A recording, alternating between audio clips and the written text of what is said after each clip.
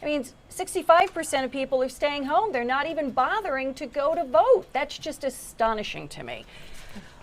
People around the world are fighting for the opportunity to vote. Here we are, we have it, and most people don't even take advantage of it. They don't go out and vote. Joining me right now is my esteemed colleague, Morgan McKay. She is our political reporter here, and she's got a fabulous political show called Politics Unusual. Thank you so much. Which airs tonight at 6:30, so make sure you tune into that. Thank you. But, so Morgan, let's go ahead and talk about the debate last night. What is your overall, not your feeling about it, but what did you take away from watching the three of them go at it? Well, kind of breaking it down by candidate, Zoram Donnie, he's a front runner, and I feel like he was able to maintain that front runner status last night. There was no major mistakes that he made. At the same time, he definitely has some weaknesses when it comes to Israel, when it comes to public safety, and I think those showed last night, and I think Andrew Cuomo was able to capitalize on those two subjects.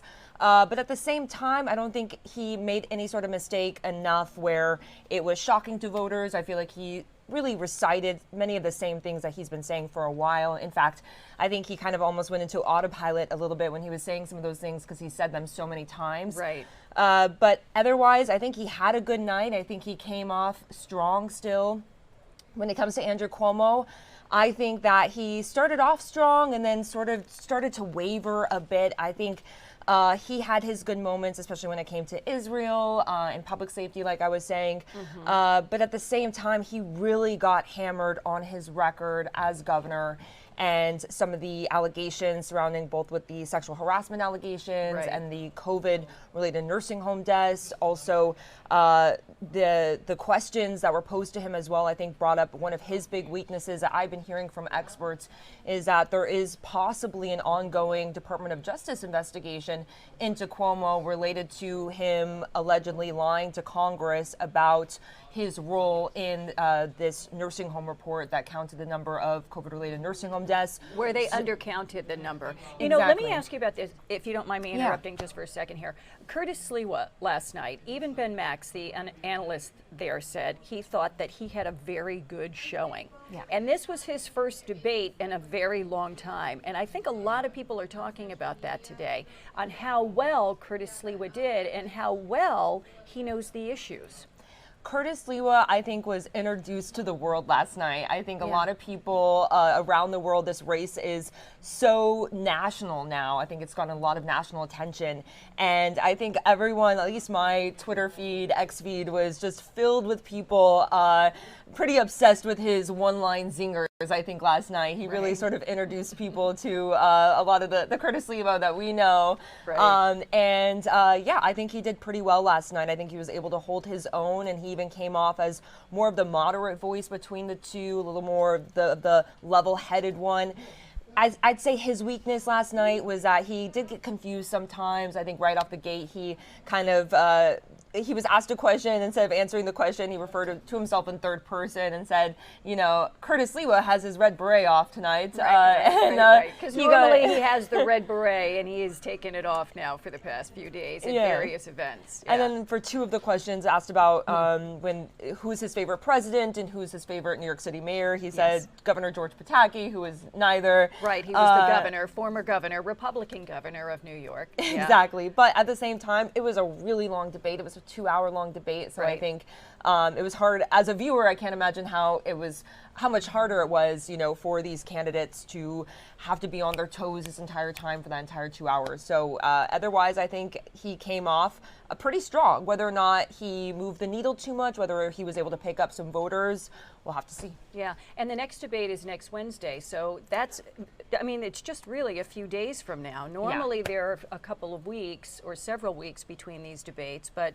the election, get to catch your breath. That's right. The election is just around the corner. So, and little more than 2 weeks is the election, and then in just about a week is when early voting starts on October 25th. Tell me what you think about this too. Donnie was on Martha McCallum with the Fox News channel. This was on Wednesday. She asked him a whole host of questions.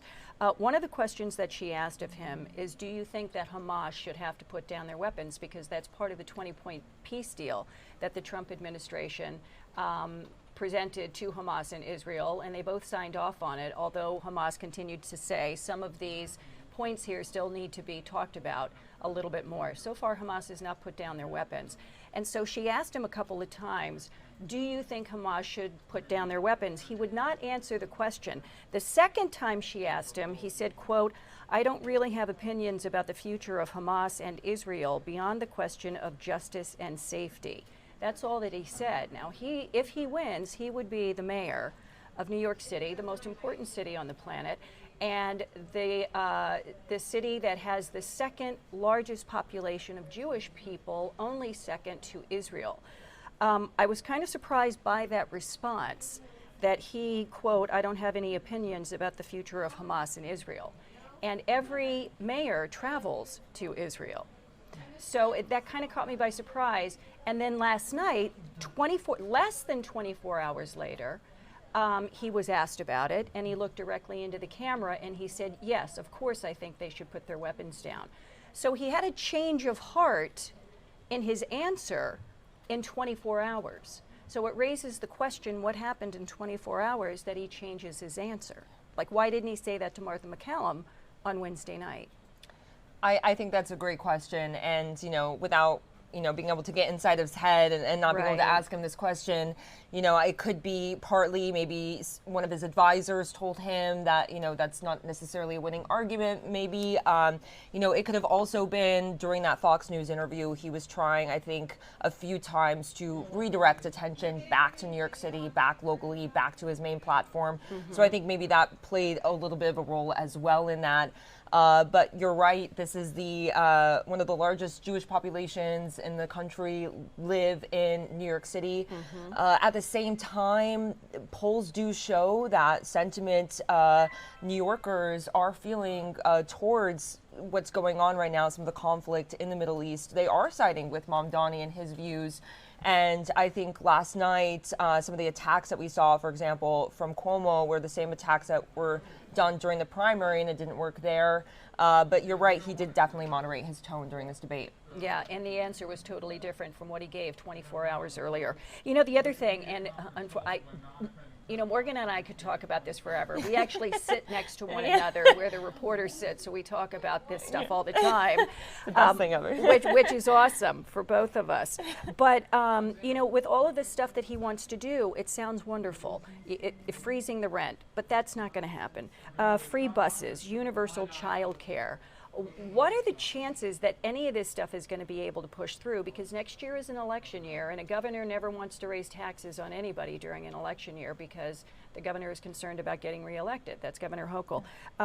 But Ben Max, the political analyst who was on Good Day New York this morning, we just saw his interview, he said that there might be some wiggle room there for compromise with the governor and the state legislature when it comes to free buses or universal health care. What's the latest on that? Well, breaking it down, when it comes to the freezing the rent on rent-stabilized apartments, the moderators last night actually asked a pretty good question to Mom Donnie, saying that how can you freeze the rent next year and promise that when you haven't seen the data yet? And he said that he has seen the data over the last 12 years, and he does think that this does allow for a rent freeze. And he is the one who appoints board members who are responsible, Rent Guideline Board. Right. So theoretically, he could appoint people who agree with him. And so this board is supposed to be independent. Which he will. Yeah, exactly. He's not going to pick anybody, and he doesn't get to pick all of the board members. I believe he gets to pick 2 or 3 of them. So naturally, like any mayor, he's going to pick somebody who thinks the way that he does. Anyway, go ahead. Exactly. So we'll have to see exactly what happens, but he maybe will have a leg up maybe doing that in the first year. When it comes to free childcare and free buses, these are 2 proposals that if you had asked a year ago, probably wouldn't be happening, but now maybe could possibly. So breaking them down, so the free buses, giving free buses to New York City is actually sort of a drop in the bucket when it comes to the state legislature's budget overall. This is something that could possibly be done. They looked at it when they were doing that pilot program, and it's really not too much more to be doing to allow for free buses. I think there's a public safety component to it as well that would have to be considered. For example, if you have homeless people camping out there that don't want to leave, how are you going to make sure that people can't just live on the bus forever? See, and that's been a big problem ever since the pandemic. The homeless living on buses, living in the subway. So then it would, and the NYPD and the city, they've been fighting so hard, and the mayor fighting so hard to reverse that, because it wasn't the case so much prior to the pandemic. It really exacerbated the problem. You don't want to go backwards. That's what a lot of people are concerned about. Yeah, and Donnie, his response to that, because I asked him that question a few weeks ago, and he said that he doesn't want to, that was a concern for his free bus pilot program, but they didn't see that when they did have the pilot program, he says. Okay. Now, also when it comes to the free childcare, now he wants to raise taxes on millionaires and corporations in order to pay for free childcare and free buses. But he says that he was pressed, what if Hochul, it's an election year, she doesn't want to raise taxes. Right. He says, you know, as long as we get it done, that he just wants the funds for it, doesn't matter how it happens. Now, Governor Hochul has said that she will not raise taxes on millionaires and corporations. However, there is possibly going to be a major federal budget gap next year due to federal cuts, a state budget gap, excuse me. Which is bad news then for New York, because then you have less money coming into New York. Exactly. Fewer federal dollars.